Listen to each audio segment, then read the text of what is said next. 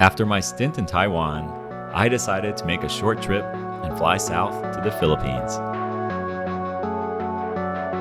My goal was to see the local life in the capital of Manila and also pay a visit to the small surf town of Baler. I flew in right in the thick of typhoon season, where most of the roads around the city were flooded from storm surge. There were periods of heavy rain, so getting around wasn't entirely easy. But eventually, the skies partially cleared, and I got my first taste of city life in Manila. With all the history centered around the main capital, I first walked to Intramuros, an ancient walled city that stands as a living museum that dates back to the Spanish colonial period. It was built in the late 16th century with a lot of preserved architecture, cobblestone streets, and significant landmarks around town. Some of the old courts have been transformed into restaurants and cafes, and the San Agustin Church, which had a hell of a history, lights up beautifully at night, surrounded by rooftop restaurants. Another big draw is Fort Santiago. Built as a defensive stronghold by Spanish conquistadors, this citadel's walls went through wars, invasions, and natural disasters. It's also where the national hero for Philippines independence, Jose Rizal, was incarcerated. With all the barracks and dungeons, it's a place where the past resonates. I got to try out all sorts of different food while in the country. A lot of Filipino food is very much rice-based, along with adobo meats, sinigang, and sisig. I guess the popular fast food here is Jollibee, and while I try to stay away from most fast food, I gave it a go and overall was pretty satisfied. There is a metro line in Manila, even though it is a little limited. I didn't really use it that often as it can get pretty crowded. Other forms of transport was a literal joyride on the back of a motorbike, and my personal favorite, the jeepney. These loud, colorful vehicles evolved from a surplus of jeeps left behind by the US forces after World War II.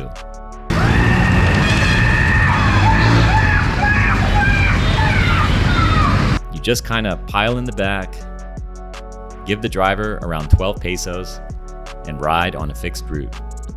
If it gets crowded, you might have to hold on to the back, like this dude.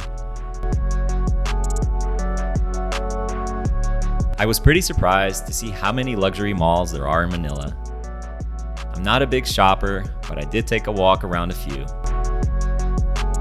There's the lavish Uptown Mall in BGC, which has a lot of neon, and virtually each entry point is guarded by security, which is pretty common in the country.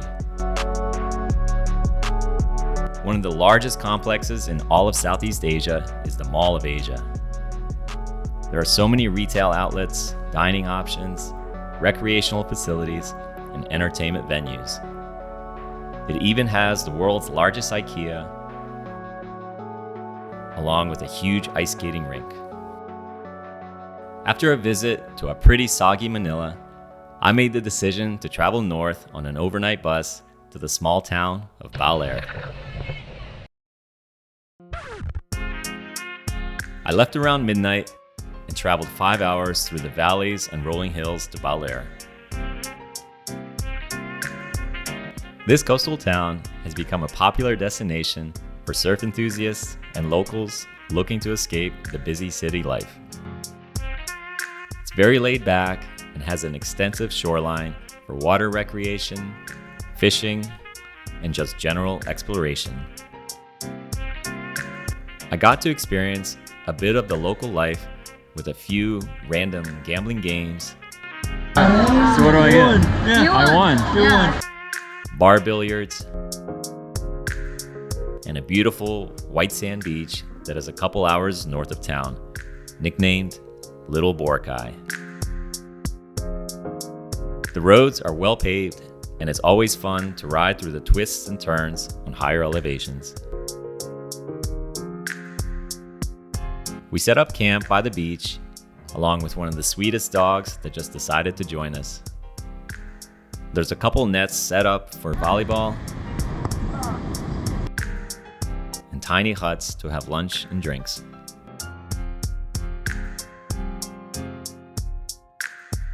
Besides the beach elements, Baler also has several waterfalls to discover,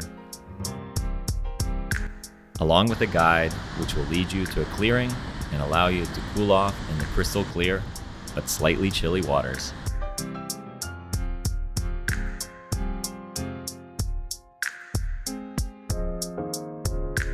While the entire town is relatively small, it's still fun to ride around and explore all the open fields of rice terraces and small mountainous terrain around the perimeter.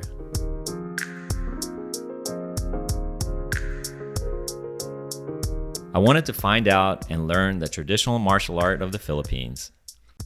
Luckily, there is an instructor in Baler that helped me do just that. The combat style is called arnis, or eskrima, which emphasizes the use of sticks, knives, and hand-to-hand techniques.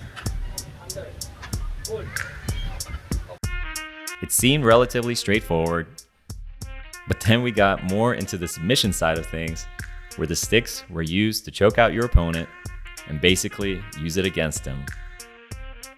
Even for my height advantage, the Filipino martial art incorporates speed and agility as a means of self-defense and weapon-based fighting.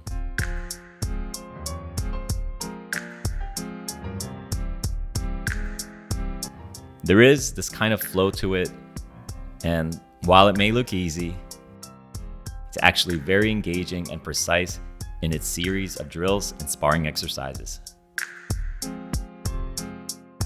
Before departing Baler, we took a hike to a small lighthouse that overlooks the Pacific coast and mountainous terrain of this beautiful stretch of land meets sea.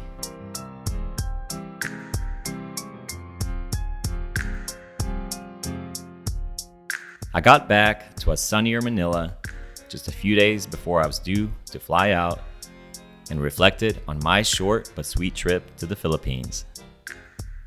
While Manila is somewhat dodgy and ultimately takes a while to get used to, I found the kindness of the locals to be the best takeaway. The city is going through a modernization period, and I never really felt unsafe walking around. I'm excited to see it grow and hope to come back again in the near future.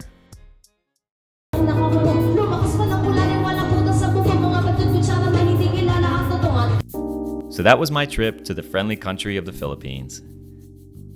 Even though it was short-lived, it was a memorable experience, and I am glad I took the opportunity to live like a local and sample the culture of this great country. In my next video, I explore the small nation of Palau in Micronesia. It's a country with lots of preserved communication centers dating back to World War II, a stunning underwater world with healthy, colorful reefs and abundant marine life as well. Please consider subscribing for more, and I'll see you next time.